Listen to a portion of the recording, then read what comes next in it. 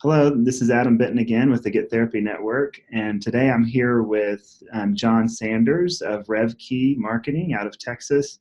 And John is was our main consultant for online marketing with the Get Therapy Network, and he has helped us launch several clinics around Arkansas by helping with online advertising.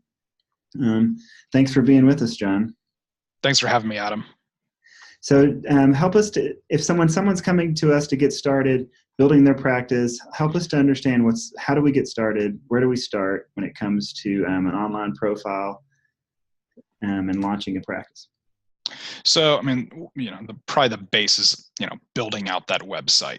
And the reason you want to have that is so if people search for you on Google or any place else, that they're going to be able to find some information on you. And so there are a lot of places that you can go build a basic website. A lot of my customers use WordPress. I particularly like Squarespace. There are some other fine products out there as well. But you can go out to these places and you can start to build your online website and to have a page that's about you and about the different services you provide. Does it seem like they always need to pay for expensive web development, or is it kind of a simple, professional, smaller site enough one they can do themselves? I think to start with, you can go out and, you can, buy a WordPress theme, or you can go out and pay for a year of Squarespace. And those are really not very expensive at all. Usually that's going to be $10 to $20 a month. So it's really not that much.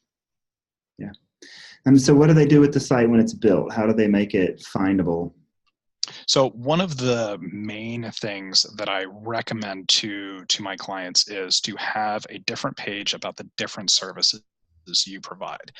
One of kind of the rookie mistakes is to just see one page about everything, and to take all of those topics and break them out into their own pages and to talk about those. So to have a page that's specifically about anxiety therapy, a page specifically about depression, other specialties that you have. So if you specialize in trauma and PTSD, have a page about that. If you do EMDR, have a page about that. Yeah, that makes sense. Is there a certain content that needs to be there, or a certain length of content that you recommend? I've seen some sites that are real short, simple, kind of to the point, and some that have much longer paragraph text. And so any guidance on how much to put on these pages? I would get into some paragraphs, but you might look at something along the lines of like 300 to 500 words for each of those pages. Okay. Yeah, that makes sense. A good guideline. So not too long, but enough that Google will find the content and the keywords off the page. Right. And so it's really, you're trying to do two things. One, you want Google to find you, but you also want to write engaging content that's going to that's going to show the person who has come to your website that you really know what you're doing, and they're going to want to contact you. Yeah, that's great. So what are some of the other tools we have to work with to help our sites be more findable online? So, we talked a little bit about search engine optimization, which is, the algorithm that Google uses to crawl all websites that determines, who comes up first in Google. And there are kind of two aspects of that. So the first one I talked about is kind of that on-site side, which is, have some good content on your site. Make sure you fill out everything. Make sure you have your title tags filled out. You fill out a meta description. These are things that you're going to find within WordPress and Squarespace and those other products. The other side is the off-site side of search engine optimization, which is, what directories are pointing to your website, what other websites have links pointing back to you. So, and that's going to include things like Get Therapy. That's going to include Psychology Today. Fill out your Google My Business profile. Bing has one, and to go out and to fill out all of these. So when Google sees this, it also sees that that you've got all of these different profiles. That's also going to help your search engine optimization. It kind of boosts your online credibility, right? And based on the algorithms.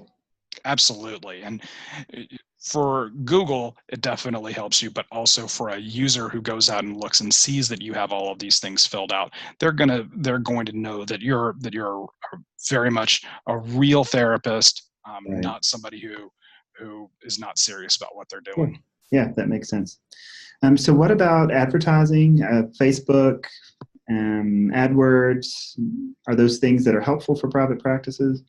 Absolutely. And both of those ad platforms are very helpful for private practices. They're different animals in that Google Ads is really all about people go out to Google and they search for you, and we want to show them an ad for your services. Whereas Facebook is much more about defining the audience that you're looking for and then showing them an ad. And so that is much more of you're trying to look for people, as opposed to Google, which is all about, the person is looking for your service because that's what they typed into the search engine. And so you want to show them an ad for that. Yeah. And both of those are fairly complex. So if people are trying to get started in private practice and need ads, they can get those set up through you, through the Get Therapy Network. Is that right? They can contact us and we connect them with you, and then you build those out for them. Right, absolutely. And so, as somebody who mainly deals with therapists, I've got a very good idea of what keywords people are going to use and kind of how to build your locations and a lot of the different settings within Google Ads. If you look at both of those ad platforms, they're extremely complex and can be a little daunting the first time you look at them. Sure. So once they're set up, my understanding is you have budgets for each Facebook and for AdWords. And so each month they put in a budget. How does it work? So both of those, you'll have essentially what is a daily budget. Like Google specifically takes your daily budget and kind of looks at it on a monthly basis.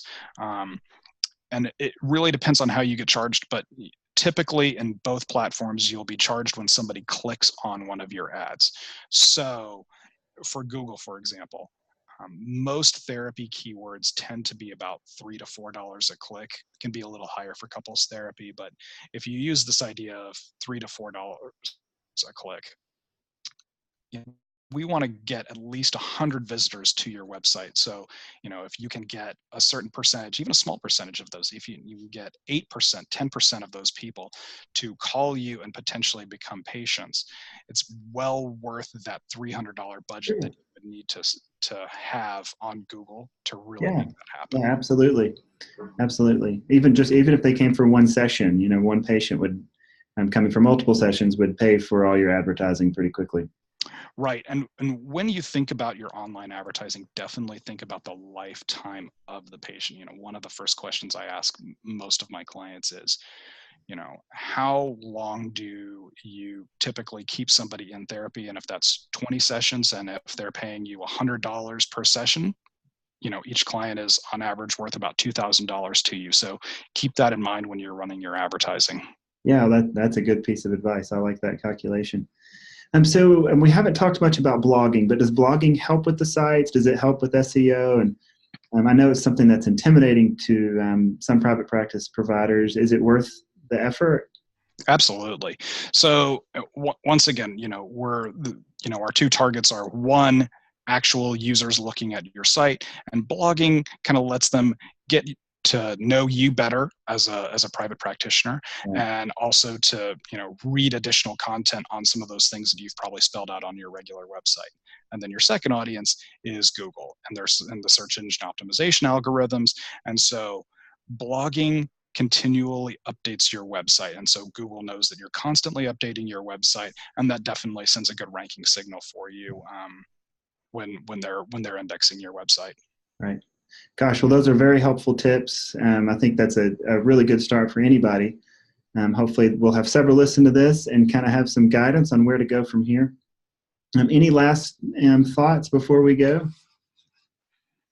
It's really just trying to write content and write ads that users will find appealing. And there's definitely the Google and the AI side of these ads, but really try to focus on what your user is doing. Don't write ads and don't write content and blogs, just for search engine optimization purposes.